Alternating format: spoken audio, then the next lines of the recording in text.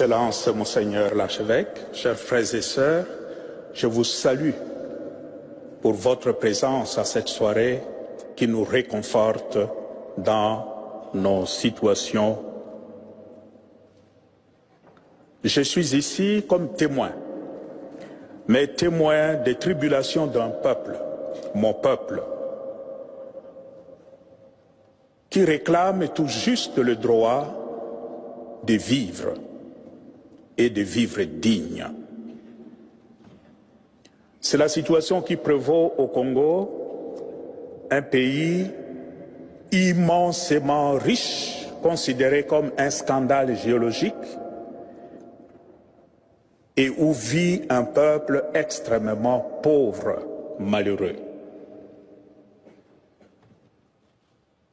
Le Congo est aujourd'hui considéré comme cet homme qui descendait de Jérusalem à Jéricho, il tomba entre les mains de brigands qui le dépouillèrent, le rouèrent de coups et s'en allèrent, le laissant à demi-mort. Face à cette situation, le peuple qui souffre ne sait plus vers quel saint se tourner. L'Église, dans ces contextes d'obscurité pour le peuple, apparaît comme source de lumière et d'espérance. L'Église catholique a constaté au Congo que le malheur du peuple est dû tout simplement au mauvais cœur de l'homme. Ceux qui nous dirigent, qui sont au service des grandes puissances, des grandes compagnies minières de par le monde, se comportent vraiment comme des prédateurs. L'Église a choisi de se mettre du côté de son peuple pour panser ses plaies. C'est ainsi que l'Église catholique au Congo gère plus ou moins 50% des infrastructures éducationnelles et sanitaires. Sur le plan sociopolitique, c'est encore l'Église catholique qui a aidé, qui a accompagné la classe politique à trouver un accord, dit l'accord de la Saint-Sylvestre, et qui a rendu possible les élections qui viennent de se passer.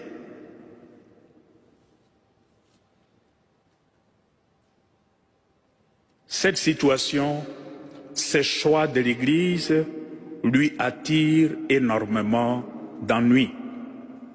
Parce que ceux qui font souffrir le peuple n'acceptent pas le rôle de l'Église.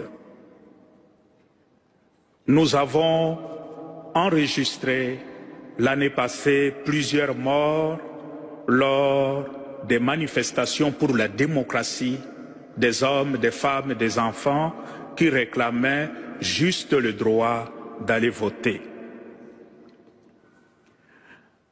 L'attitude de l'Église est motivée par cette conviction que la foi est d'abord un engagement, et un engagement aux côtés de ceux qui souffrent, aux côtés de ceux qui sont déconsidérés, aux côtés de ceux qui crient leur détresse vers le Seigneur. Et le Seigneur écoute plus le cri plaintif des malheureux que la belle musique des puissants de ce monde. Dans cet engagement, l'Église, à travers des prêtres, des consacrés et de laïcs, donne le témoignage d'une foi qui porte de fruits. Beaucoup de sang ont coulé au Congo et vous avez entendu dans la présentation des jeunes filles qui sont tuées devant nos églises, des enfants qui sont tués tout simplement parce qu'au nom de leur foi, ils réclament le droit de vivre en tant qu'un être humain de vivre comme Dieu le veut. Je suis ici au milieu de vous pour demander de continuer à nous soutenir dans notre combat pour plus de dignité, pour plus de considération pour l'homme congolais. J'implore votre prière sur l'ensemble du peuple, en sachant que ce qui se passe au Congo, c'est aussi presque la même situation qui se vérifie dans certains d'autres pays de par le monde, particulièrement en Afrique. Priez surtout pour les pasteurs. Notre prise de position nous met directement en confrontation avec le puissant de ce monde, surtout dans notre pays. Parce que notre foi nous dit, quelle que soit la longueur de la nuit, le jour finira par se lever. Et fort de cette conviction, nous prions, nous implorons le Seigneur qu'il nous aide pour que ce soleil s'élève le plus tôt pour notre peuple.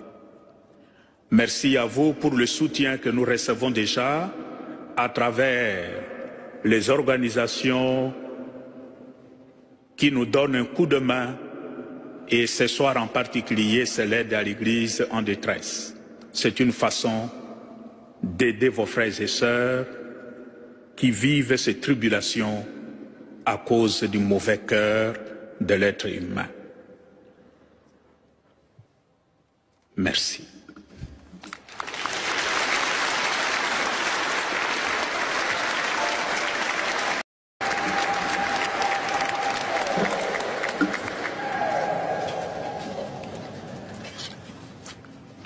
Excellences, Monseigneur l'archevêque, chers frères et sœurs, je vous salue pour votre présence à cette soirée qui nous réconforte dans nos situations.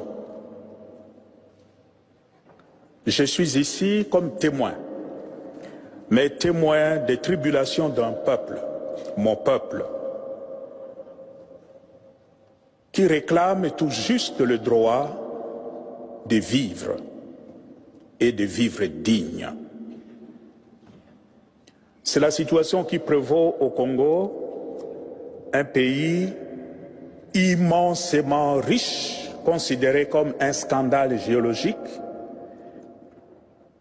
et où vit un peuple extrêmement pauvre, malheureux. Le Congo est aujourd'hui considéré comme cet homme qui descendait de Jérusalem à Jéricho, il tomba entre les mains de brigands qui le dépouillèrent, le rouèrent de coups et s'en allèrent, le laissant à demi-mort. Face à cette situation, le peuple qui souffre ne sait plus vers quel saint se tourner. L'Église, dans ces contextes d'obscurité pour le peuple, apparaît comme source de lumière et d'espérance. L'Église catholique a constaté au Congo que le malheur du peuple est dû tout simplement au mauvais cœur de l'homme. Ceux qui nous dirigent, qui sont au service des grandes puissances, des grandes compagnies minières de par le monde, se comportent vraiment comme des prédateurs. L'Église a choisi de se mettre du côté de son peuple pour panser ses plaies. C'est ainsi que l'Église catholique au Congo gère plus ou moins 50% des infrastructures éducationnelles et sanitaires.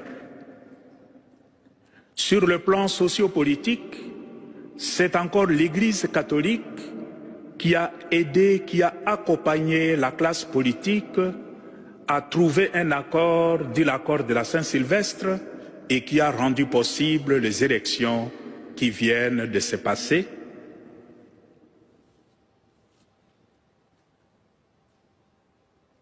Cette situation, ces choix de l'Église lui attirent énormément d'ennuis. Parce que ceux qui font souffrir le peuple n'acceptent pas le rôle de l'Église. Nous avons enregistré l'année passée plusieurs morts lors des manifestations pour la démocratie des hommes, des femmes et des enfants qui réclamaient juste le droit d'aller voter. L'attitude de l'Église est motivée par cette conviction que la foi est d'abord un engagement, et un engagement aux côtés de ceux qui souffrent, aux côtés de ceux qui sont déconsidérés, aux côtés de ceux qui crient leur détresse vers le Seigneur. Et le Seigneur écoute plus le cri plaintif des malheureux que la belle musique des puissants de ce monde.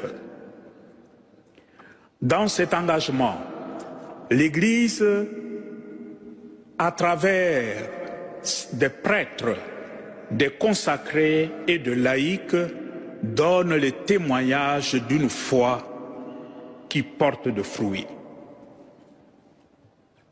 Beaucoup de sang ont coulé au Congo et vous avez entendu dans la présentation des jeunes filles qui sont tuées devant nos églises, des enfants qui sont tués tout simplement parce qu'au nom de leur foi, ils réclament le droit de vivre en tant qu'un être humain, de vivre comme Dieu le veut.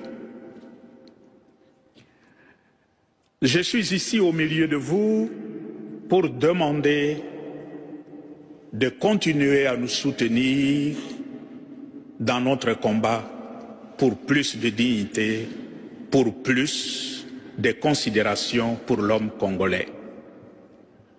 J'implore votre prière sur l'ensemble du peuple, en sachant que ce qui se passe au Congo, c'est aussi presque la même situation qui se vérifie dans certains d'autres pays de par le monde, particulièrement en Afrique.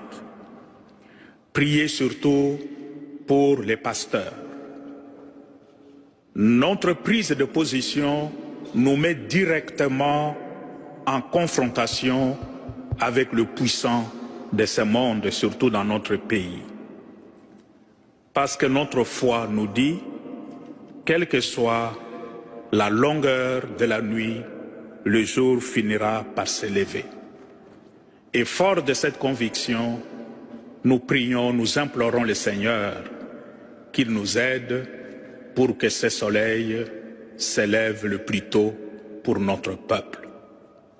Merci à vous pour le soutien que nous recevons déjà à travers les organisations qui nous donnent un coup de main. Et ce soir en particulier, c'est l'aide à l'Église en détresse. C'est une façon d'aider vos frères et sœurs qui vivent ces tribulations à cause du mauvais cœur de l'être humain. Merci.